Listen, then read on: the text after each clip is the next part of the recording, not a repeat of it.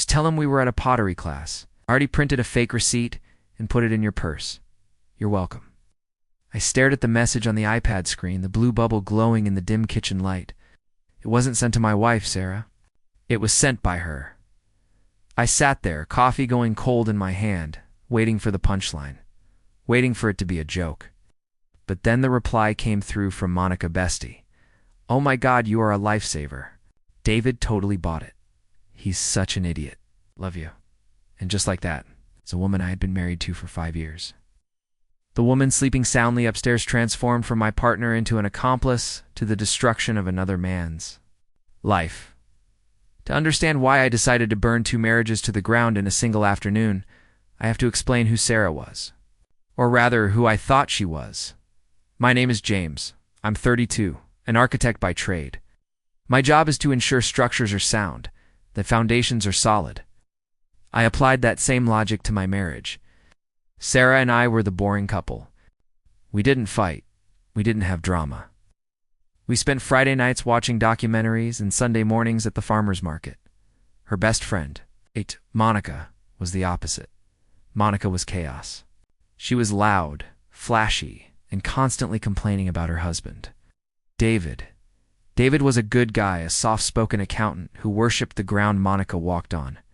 I always felt bad for him. He looked at Monica like she was the sun. She looked at him like he was a lamp she couldn't figure out how to turn off. For the last 6 months, Sarah and Monica had been inseparable. Girls' nights, book clubs, late yoga sessions. Never questioned it. I was glad Sarah had a social life. I trusted her implicitly. That morning, Sarah had rushed out to work and left her iPad on the kitchen island. It dinged while I was making breakfast. I glanced at it, expecting a notification about our grocery delivery. Instead, I saw the text. That pulled the loose thread on the sweater of my life. I unlocked the iPad. We knew each other's passcodes. We had nothing to hide. I opened the message thread with Monica. I scrolled up and up. It wasn't just one lie. It was an operation. July 12th. Sarah, download the Life 360 spoofer app. Set your location to the library. I'll cover for you if David calls. August 4th. Monica, I met a guy at the bar. He's hot. Should I, Sarah? YOLO. Just make sure you delete the thread. Tell David you're crashing at my place tonight.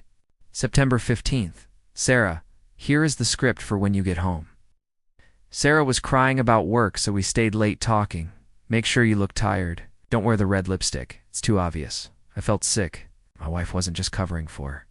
A friend. She was coaching her. She was the architect of the deception. She was giving tips on how to gaslight a husband's tips that were too detailed, too practiced. I read one message from Sarah that stopped my heart. Men are so easy to manipulate.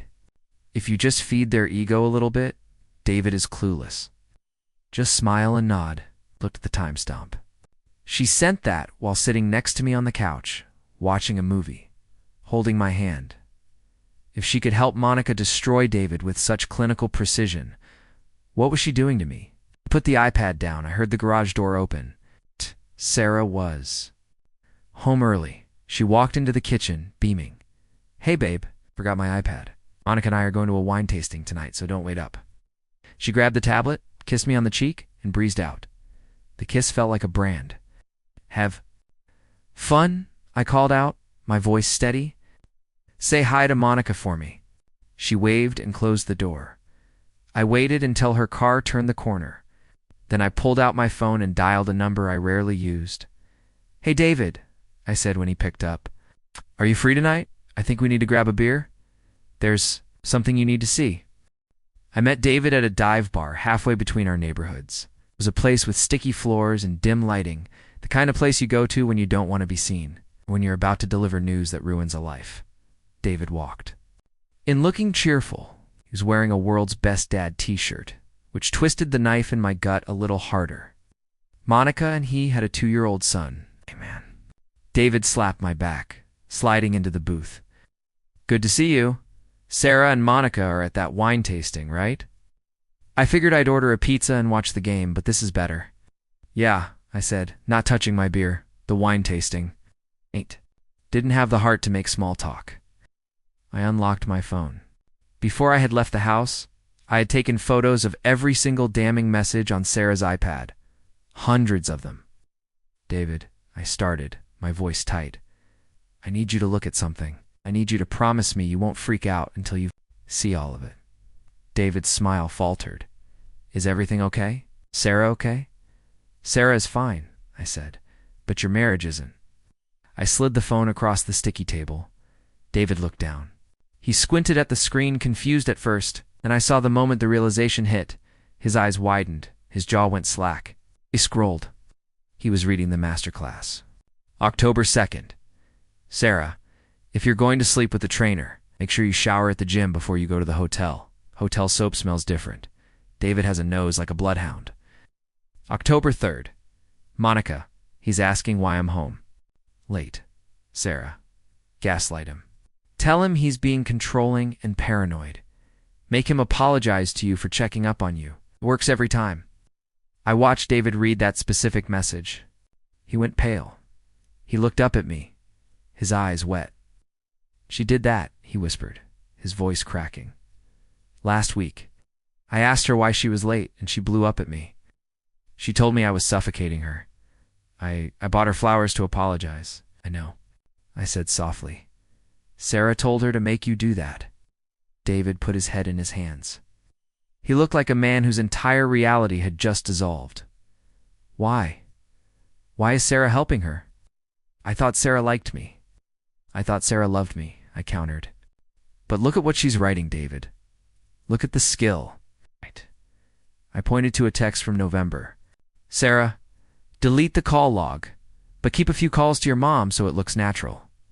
An empty log is suspicious. Curated log is innocent. That's not advice from a friend, I said, the anger finally bubbling up through the pity. That's advice. From a pro. Sarah isn't just an accomplice, David. She's the architect. She's getting off on this. She's living vicariously through Monica's affairs. That was the thought that had been eating me alive since the kitchen. Sarah knew exactly how to hide an affair, how to manipulate a husband, and how to fake innocence so perfectly. How could I ever trust her again? How did I know she wasn't doing the exact same thing to me? Just better. David slammed his fist on the table, making the glasses jump. I'm going to kill him. Who is he? I'm going to drive to that wine bar right now. There is no wine bar, I said. The GPS spoofing app says they are at a hotel downtown. You go there now, they'll just lie. They'll deny it. Sarah will come up with some brilliant cover story about how they were planning a surprise party for us. So what do? David hissed, tears streaming down his face. Just let them make fools of us. No, I said, leaning in. A cold, dark plan had been forming in my mind all afternoon. We don't confront them tonight. We let them think they got away with it. We let them come home, kiss us, and lie to our faces. One last time, and then, I said, the barbecue is on Saturday. Everyone is coming. Your parents. My parents. The neighbors. David looked at me, a flicker of understanding crossing his face. Sarah thinks she's the smartest person. In the room, I said, she thinks she can control the narrative. So let's give her an audience.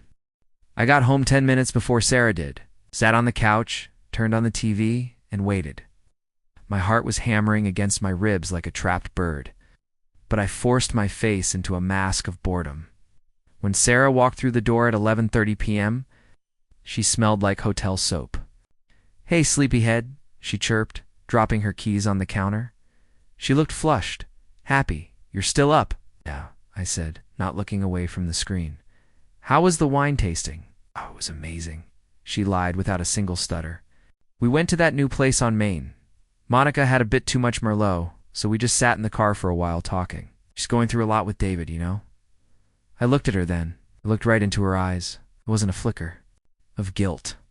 There was only the smooth, practiced confidence of a woman who believes she is smarter than everyone else in the room. Is she? I asked. David seems like a good guy. He tries. Sarah sighed, shaking her head with fake sympathy. But he's just so... suffocating. Monica needs space to breathe. I'm just trying to help her navigate it. Navigate it. She called, helping her friends sleep with strange men in hotels navigating. Pause for a moment. I want to know what you guys think. If your spouse wasn't cheating, but was actively helping their best friend destroy a marriage, would you consider that a betrayal? Is that grounds for divorce? Tell me in the comments. That night, lying in bed next to her, I felt a physical revulsion. She tried to cuddle up to me, throwing an arm over my chest. I pretended to be asleep, moving to the edge of the mattress. I realized then that the woman I loved didn't exist. No, she was a character Sarah played. The real Sarah was the one texting instructions on how to gaslight a husband. The next 2 days were a blur of covert operations. David and I texted on an encrypted app Sarah didn't know about. David was struggling, told me he almost cracked. When Monica came home that night, smelling like the same hotel soap, humming a happy tune, she had kissed him and told him he was the best daddy. He said he went to the bathroom and threw up. Hold the line, I texted him, Saturday noon. Bring the hard drive. Saturday arrived with a bright, mocking sunshine. It was perfect BBQ weather. Sarah was in hostess mode early. She was marinating chicken, arranging flowers, and setting up the patio furniture. She looked beautiful. She looked like the perfect wife. It's going to be so fun, she said, adjusting the tablecloth. David and Monica haven't been out in ages. They need this. Yeah, I said, checking the HDMI cable connected to the big outdoor TV we usually use for football games. They really do. What are you doing with the TV? Sarah asked, pausing. David said he wanted to show us some photos from their trip to the lake house last month. I lied. He made a slideshow or something. Sarah rolled her eyes. David and his slideshows. God, he's such a dork. Monica must be bored to tears. Well, I said, plugging in the cable. It'll definitely be interesting. At 12:30 p.m., the guests started. Arriving, my parents, Sarah's parents, a few neighbors. And finally, David and Monica. Monica walked in wearing a sundress, holding a fruit salad, looking radiant. David walked in behind her, looking like a man marching to the gallows. He was pale, his eyes red-rimmed behind his sunglasses. He was carrying a laptop bag. Hey, Sarah squealed, running over to hug Monica. You look gorgeous. Thanks, babe. Monica beamed. She leaned over to me. Hi, James. Thanks for having us. David's been in a mood all morning, so ignore him. I'm sure he'll cheer up, I said, staring at David. David gave me a microscopic nod. He gripped the laptop bag tighter. We ate. We drank. We played the part. I watched Sarah and Monica huddled in the corner, giggling, whispering, drinking sangria. They looked like two high school girls sharing a secret. They had no idea that their secret was sitting on a hard drive 10 feet away, around 2 p.m. When everyone was settled with plates of food, I stood up. I picked up a spoon and tapped it against my glass. Everyone, I announced, my voice booming across the patio. If I could have your attention for a moment. The chatter died down. Sarah looked at me, smiling, expecting a toast. Monica looked bored. David stood up slowly, moving toward the TV. David prepared a little presentation for us, I said, gesturing to him. But it's not about the lake house. Sarah frowned, confused. What are you doing? Just watch, honey, I said, my voice dropping to a cold, hard register. Oh, you're the coster. The air on the patio shifted instantly. Sarah's smile didn't just fade, it curdled. She looked from me to David, her eyes darting like a trapped animal sensing a predator. She knew. Somewhere deep in her mastermind brain, she knew the game was up. James, don't, she whispered, stepping forward. Whatever this is, stop. Sit down, Sarah, I said. It wasn't a request. David plugged the laptop into the HDMI cable. The big 65-inch screen flickered to life. It wasn't a photo of a lake house. It was a screenshot, a massive high-definition screenshot of a text message thread. The header read, Monica Bestie. The first message popped up, magnified for the entire neighborhood to see. Sarah, tell David you have a migraine. I'll pick you up and drop you at the hotel. Don't forget to delete this. A gasp rippled through the crowd. Sarah's mother put a hand to her mouth. Monica froze, her glass of sangria halfway to her lips. "What is this?" Monica screeched, her voice cracking. "David, turn it off. That's private." "Private," David said, his voice shaking with rage. Yeah. "You mean like the private hotel room Sarah booked for you on August 12th? He clicked the remote. "The next slide, Sarah. Make sure you shower at the gym." "David has a nose like a bloodhound." My mother gasped audibly. "Sarah? Is that you?" Sarah lunged for the TV cord. "Turn it off. It's fake." "He's photoshopped it." I blocked her path. I grabbed her wrist gently, but firmly enough to stop her. "Don't embarrass yourself further. We have the timestamps. They're the GPS data. We have everything." I looked at the crowd. For 6 months, my wife has been coaching Monica on how to cheat on David. She wrote the scripts. She provided the alibis. She created the fake receipts. I pointed to the screen where a new message appeared. "Sarah, David is such a pathetic idiot. Just cry a little and he'll apologize to you. Works." Every time, the silence was absolute. David stared at Monica, tears finally spilling over. "Pathetic idiot," he repeated softly. "That's what you think of me? The man who raises your son?" Monica burst into tears. Not the fake, calculated tears Sarah had taught her, but ugly, panicked, real tears. It wasn't like that. Sarah made me say it. She pressured me. "Excuse me?" Sarah shrieked, spinning on her friend. "You slept with the trainer. You slept with the bartender. I just helped you not get caught. You told me to do it," Monica yelled back. "You said marriage was boring. You said we needed excitement." And there it was. The implosion. They were eating each other alive. "So you admit it," David said, his voice cold. "You admit you slept with them." Monica's mouth snapped shut. Realized too late that she had just confessed in front of 20 witnesses. Sarah turned to me, her eyes pleading, desperate. "James, baby, listen. I didn't do anything. I didn't cheat. I was just ... I was trying to be a good friend." Monica was unhappy. "I just helped her." "You helped her destroy a family," I said.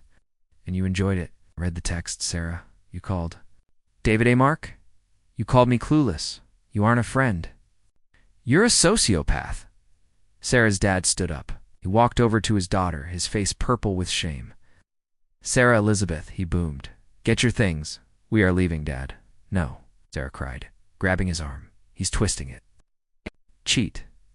You did worse," I said. "You facilitated it. And honestly, I don't know if you cheated or not. And I don't care. Because I can never trust a single word that comes out of your mouth again. You are too good at lying." I pulled a manila envelope from under the grill cover. I handed it to her. "What is this?" She whispered, her hands shaking so hard she dropped. Eviction notice," I said. "This is my house. I bought it before we met. My name is on the deed. You have 30 days to vacate. But I suggest you leave now." Sarah looked at the envelope in the dirt. She looked at her parents, who were turning away. She looked at Monica, who was sobbing into her hands while David filmed her with his phone. Then she looked at me. The mask was gone. There was no more perfect wife. There was just a scared, exposed woman who realized she had underestimated the clueless husband. "James," she whimpered. "Please, get out," I said. The backyard cleared out faster than a fire drill.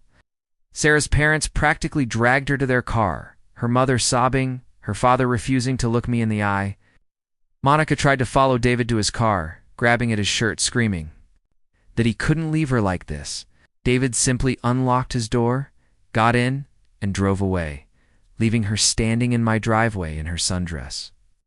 Mascara running down her face. I stood on the patio, holding a cold beer, listening to the silence. Returned to the neighborhood. It was the most peaceful sound I had ever heard. The next few weeks were a legal blitzkrieg. Sarah tried to fight. She hired a lawyer who claimed I had humiliated her publicly and caused emotional distress. She wanted the house. She wanted alimony. She wanted half my 401k. But she forgot one thing. David filed for divorce from Monica the next day, citing adultery, and he subpoenaed Sarah as a witness. He handed over the entire text. History, thousands of pages of Sarah coaching Monica on how to lie, cheat, and neglect her child to go party. When Sarah's lawyer saw the evidence, saw his client describing her own husband as a clueless ATM and joking about how easy it was to manipulate men, he advised her to settle. She walked away with her car and her clothes. I kept the house, kept my dignity. David got full custody of their son. It turns out, family courts don't look kindly on mothers who leave their toddlers alone in cribs to go meet Tinder dates, or the friends who encourage them to do it. Monica is currently living in a studio apartment, working 2 jobs to pay child support. As for Sarah, she tried to crawl back one last time. About a month after the divorce was finalized, I found her sitting on my front porch steps. She looked smaller. The arrogance was gone, replaced by a pathetic sort of desperation. "I miss you, James," she said, tears welling up. "I miss us. I wasn't cheating. Doesn't that count for anything?" I looked at her, really looked at her, and realized I felt nothing. No anger, no love, just indifference. "You were the getaway driver." "Sarah," I said, "you didn't pull the trigger, but you planned the robbery. You watched David's life burn and you laughed about it. You aren't safe. You're a liability." "I was bored," she shouted, the mask slipping again. "We were so boring. James, Netflix and farmers markets?" I wanted excitement. "Living through Monica was the only thing making me feel alive," I said, opening the door and stepping inside. "You have plenty of excitement now. Good luck with it."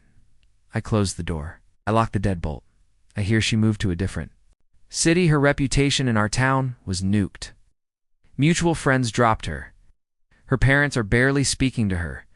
She wanted to be the main character of a drama so badly, and she got her wish. It just turned out to be a tragedy. I'm still in the house. I repainted the kitchen. I bought a dog, a German Shepherd named Buster, who is more loyal and is pinky claw than Sarah was in 5 years of marriage. David and I still grab a beer every Friday. He's doing better. He smiles for real now. People ask me if I'll ever date again. I tell them yes, eventually.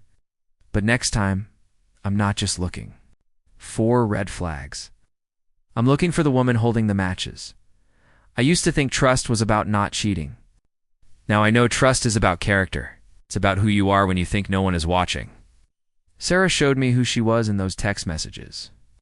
I just finally decided to believe her. If you've ever had a partner whose friends were the red flag, let me know in the comments. And if you enjoyed watching the architects of destruction get buried in their own rubble, hit that subscribe button. Let's keep building a truth-filled life together.